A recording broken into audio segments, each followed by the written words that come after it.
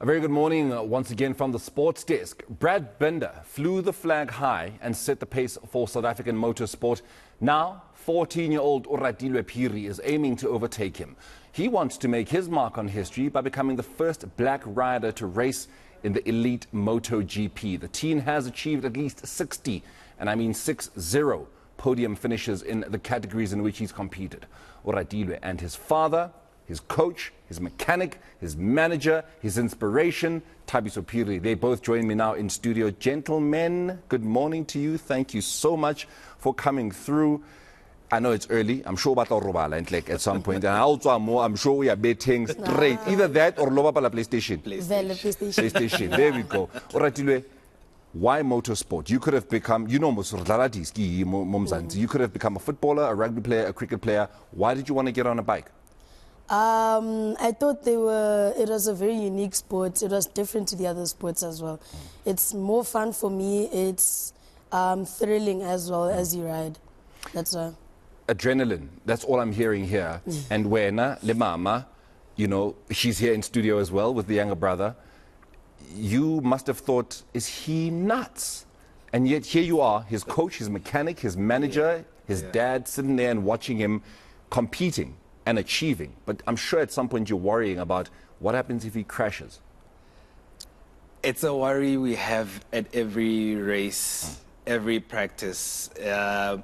But you know what, we've gotten so used to, because yes, the crashes happen plenty. Him and his little brother, I have gotten so used to it. You know, they get up and dust themselves off and, Dad, please get my bike ready for the next race. So it is what it is. You're racing with, I think it's a 350 or a 300cc at the moment. Yeah.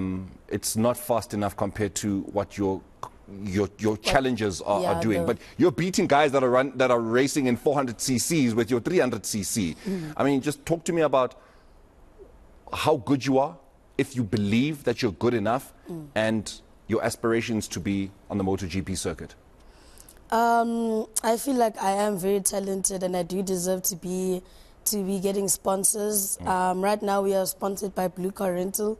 They help us with transport. But yeah, I really think I am very talented, and if I do get on a faster bike, I will do well. Brad Binder, why is he your inspiration? You could always look at Max Marquez. You could look at Mark Marquez. Mark Marquez. Yes, you know, he's not my favorite rider, and I'm forgetting his name. But you could be looking at Mark Marquez. You could be looking at his brother, Alex Marquez. You could be looking at Martin Bezzecchi, who's sitting in podium for the Dutch Grand Prix today. Yeah. Why Brad Binder? Because Brad Binder is a very inspirational person. He never gives up as well. He's very dedicated to the sport. He also helped his brother Darren when he was in Moto3 to pay and stuff. So yeah, really inspires me. But Mark is also one of my personal favorites. Of course, he has to be. He's sitting with 6 world titles. He has to be one of your favorites. Thabiso, he's so well-spoken, he's so media-trained. And I mean, I know we probably shouldn't be saying this, but like one of the things that you get from athletes, from sports people in this country is that they never know how to articulate their aspirations and their dreams and what it is they want. He's just spoken about the lack of sponsorship, where only Blue Car Rental is the ones that are backing you guys. It's expensive to, firstly, own a bike, secondly, maintain it. And you are somebody who, as his mechanic, understand what goes into maintaining a bike. Talk to me about the lack of sponsorship and what it is you guys are having to go through to attract any. You know, it's been such a challenge from day one when we started the sport. And, you know, one thing, we thought the sport was such a easy sport and you know, a unique sport. So we thought we wouldn't have such a big challenge to garner sponsorship, especially with where he is in terms of his skill.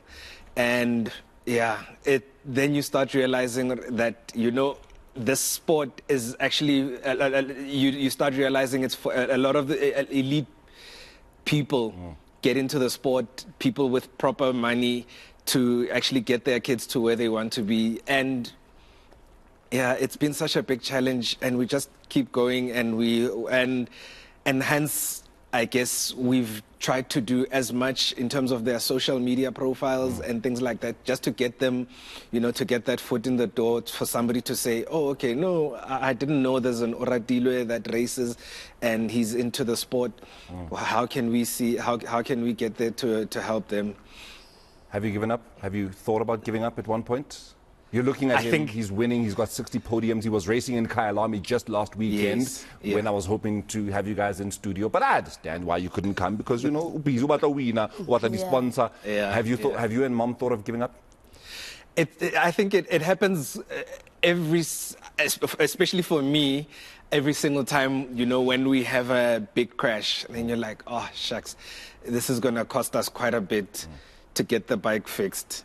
So, like even now, the bike is in for repairs as we speak, because we need, at least we've got just over a month before the next race. But, it's costly because he needs that bike back. He needs to be able to practice. So, yes, plenty times we've thought, yes, is this worth it? And obviously, with every year that goes on, then you start thinking, oh, shucks, now there's more. There's more. He needs to go overseas. If he wants to take the sport any further, he's at the right age where he needs to be leaving the country to go and ply his trade overseas as well. Do you understand the struggles that Mom and Dad are going through to make sure that your dreams come true? And do you then understand that you cannot not win? Every race you get into, you have to be the champion. There's no pressure, by the way. I know Mom and Dad are not sitting there like, winner, can I do this thing where it's on? I know there's no pressure coming from them. But when you are on that bike and you are looking at all of the guys that you're racing against, do you sit back and think, Mom and Dad are doing so much for me to realize my dream. I have to be the best at what I'm doing? Yeah, no, I do feel like that a lot of the times. That's why mostly when I go into a race, I'll feel very nervous, especially when I look at the other bikes so much faster and everything.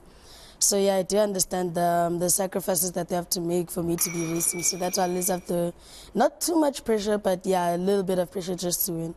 Oratilwe, you're only 14 and I shouldn't be throwing these kinds of questions at you, but I'm going to ask you this. Do you feel that there is not enough being done to help Oratilwe Phiri, Leungo Haurekwe, I know you know who he is, that there is not enough being done by the people in power in this country to make sure that you guys, as young black superstars, are doing what Brad Binder and Darren Binder are doing out there? Yeah, I feel like there's not enough money put into the motorsport by the government. I feel like if they put more money, they'll see that there's a lot of talent in the country that could potentially be champions also one day. I'm going to throw the same question to you as somebody who is investing not only his time, not only his emotions, not only, putting his family essentially on the line to invest in this young career. Do you feel that, and I'm going to say his name, Minister Zizi Kodwa, can, while he's new in the role, can do more to ensure that we're not only talking Oratilwe Phiri and Leungo Haurekwe, we are talking Morena Mothupi, Thabiso Phiri, John Soap somewhere, John Snow. Do you feel that more can be done by the government to ensure that we've got more of the talent? There's so much more that can still be done. It's a constant conversation that we always have. Because, for instance, it doesn't necessarily just have to be sponsoring a specific rider. For instance, the series that we race in, like for instance, MRSSA is a series sponsored by the riders. So our entry fees make sure that the racing continues. So, without any support from sponsors or the government, unfortunately, there will come a time where, it's just not enough. Even now, we struggle to sometimes get enough people on the grid to race. It's not nice to sometimes go, maybe we race in Velcom, and then you find that only 6 kids made it to the race because it was just too expensive. So if, the government can definitely do a lot more. Before the government can do a lot more, we as ordinary citizens can, invest in this young talent. You're running a Back a Buddy initiative at the moment. Yes. Talk to me about it. Where can I go? What is the target? Okay, at the moment, the target is to reach 100,000. and it's on Backup Buddy's website, and we've posted the link on Oratilwe's Instagram page. So The handle? it's Oratilwe Phiri 26. Okay. Yeah. So the Backup Buddy is to try and because he's been invited by a team in Spain to come and try out for their summer. They've got a summer training camp, so he's been invited to come through and do a 15 days training there. Yeah. So we'd like to get him to go there, and we need to raise these funds for him to be able to go and try out. That amount again? It's 100K.